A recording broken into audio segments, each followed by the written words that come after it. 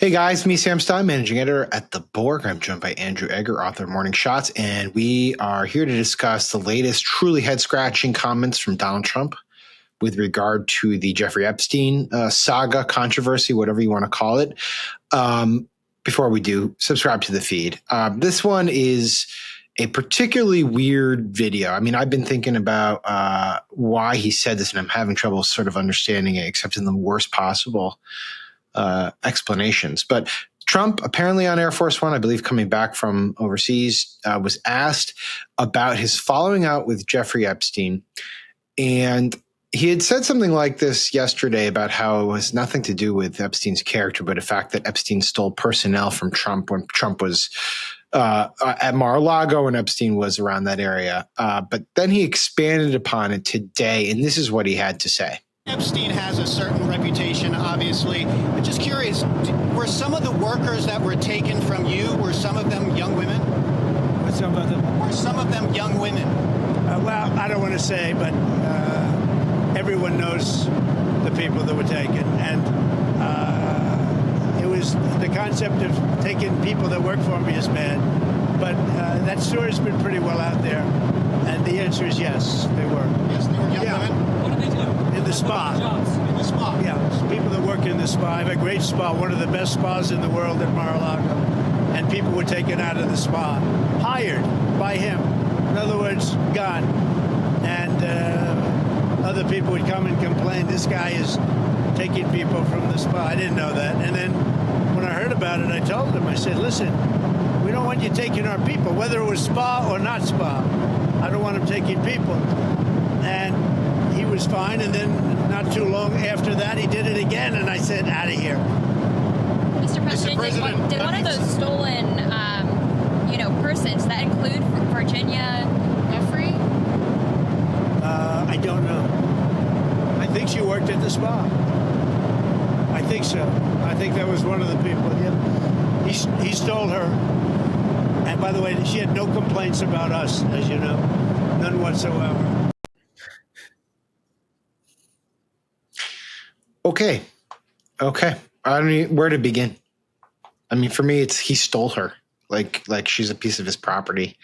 But also the absurdity that this was what tipped Trump over the edge with Epstein, which we'll get to in a little bit, just doesn't seem supported by the timeline. But Andrew, what are your thoughts here? Yeah, I don't know how there's so much to break down in this. I guess maybe the first thing to do is just to talk a little bit about the story of Virginia Giuffre, sure. who has for a long time been one of the people who sort of links Trump to Epstein in some respects. She's obviously been one of the most significant of Epstein's accusers, back to the very beginning of his controversy and scandal, back when all this stuff was coming to light just a few years ago, and just like an unbelievably sad and tragic story for her. I mean, like she was a person who was hired as a teenager at Mar-a-Lago, and that was how she came into Epstein's orbit in the first place. That he like Trump narrates there, kind of hired her away from there, and that was kind of how she came to be in his orbit, where then she accused both him and Ghislaine Maxwell of abusing her in all kinds of ways, and it's just. I mean, I don't know. I don't want to jump all over the place on this, but just to hear Trump talk about it in those terms, where it's often the case that it's just plain that he is marching to the beat of his own drummer when he's bumping into any of these stories, like that sure. Normal human beings react to in one way, he reacts to a different way, but twice now. I mean, just to hear him talk about it as though this was like a big professional headache for him, because he had such a great spa, like one of the, everyone will tell you Mar-a-Lago has one of the best spas there is, but Epstein kept coming in and taking away personnel. And that was a big problem. Right. What was especially notable about today, I mean, he had not specifically mentioned that any of the people that Epstein had taken were people who were, later sex trafficked by Epstein. And for him to be like, yeah, I think she was one of those people now. I mean, it's just so explicit and so strange and surreal to hear him talking in those ways. Well, it's the absence of any sort of empathy, anger, any other emotion about what happened to Virginia Giuffre. It's just she was an asset of Trump's, and Jeffrey Epstein took her away. And that's it. I mean, it's just cold and cynical and gross. The history the quick aside. And by the way, she had no complaints about that's the one thing he allows her to come into it as a human being over rather than just as like an employee is like, oh, and did you hear that she never accused me of any sexual crimes? Just to be clear. Yeah. So the story here is Virginia's father was a maintenance worker at Mar-a-Lago. Got her a job in the spa. It was in middle of the year 2000, that Ghislaine Maxwell encountered her at the spa. I believe she was reading a book about massages. Giuffre was at the time, Virginia, and recruited her to come be a masseuse for Epstein. And she went and became a masseuse for Epstein, and then, of course, was abducted into this horrific life where she was essentially, turned into a sex slave for wealthy people. She actually left the Epstein orbit, married a man in Australia.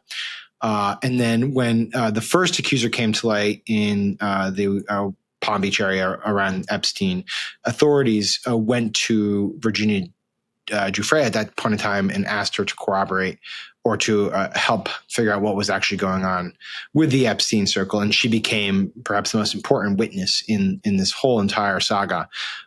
Tragically, she died this year. And of course, that sparked this whole another set of conspiracies and theories and controversies. So her life is tragic, like you said. And Trump just sort of kind of casually sort of talking about it as if she was just a piece of property is really gross. Here's the thing, though. The timeline doesn't make sense. Our friend Ryan Goodman at Just Security, he tweeted out the following. The meeting between Maxwell and Virginia Giuffre took place at Mar-a-Lago, as we said, in 2000, the year 2000. It was a couple of years later that Trump was quoted in New York Magazine saying Epstein was terrific and that he liked women perhaps a little bit younger than he liked women. And it was a year after that, or maybe 2 years after that, that the actual rupture happened with Epstein. So this doesn't make sense, at all. 4 years passed, or 3.5 years passed between this and Trump's decision to end the relationship. So I don't know. I think the one way you can kind of square it with what he's saying there is that he describes in that clip Epstein as sort of like a serial offender in terms of taking employees. But that's what's particularly strange is so if you line it up that way, perhaps Virginia Giuffre is one of the first people that Epstein kind of scalps from Mar-a-Lago, and so Trump knows that has happened. That word of that gets to Trump. Trump is obviously irritated by that, but this is all happening right alongside their ongoing friendship, his ongoing comments again, about liking women on the younger side. One thing that Ryan doesn't even mention in that timeline is what the Wall Street Journal reported just a week or so ago, that 1 year after those comments in 2003 is when that birthday letter that describes the secrets that they share, signed by Trump, appears in that book that Ghislaine Maxwell's collecting for Epstein's birthday, and that's again even 1 year before the rupture. So it's just like any way you look at this, it's so alarming and gross and just, I mean, again, it's all more smoke than fire here in terms of what's potentially being alleged about Trump, and all of this stuff is to a certain extent speculation. The one thing that is not speculation is, like you were saying, just the unbelievably cold and weird and managerial way that he's talking about these young women, these girls, that Epstein was lifting from his from Mar-a-Lago. That again, he apparently primarily registered to Trump as a business issue. And the other thing that's interesting here is this is all taking place as Donald Trump is kind of rehabilitating Ghislaine Maxwell's reputation, and Republicans or some Republicans, I should say, are going along with it. So Maxwell obviously was convicted. She got a 20-year sentence. But, Virginia Giuffre, I think in and around the time that she was, arrested, called Maxwell worse than Epstein. Andrew, you have the quote, right? Yeah, this was in an interview just a couple of weeks after Ghislaine Maxwell was finally arrested. There was all kinds of weird stuff, if you remember, like right around then, like she kind of vanished. She was unable to be served with papers for months. But she finally was arrested in July of 2020. And a couple of weeks later, Virginia Giuffre talked to Gayle King, gave her this interview where she really unloaded on Maxwell in particular. I mean, I have just a couple of the quotes here.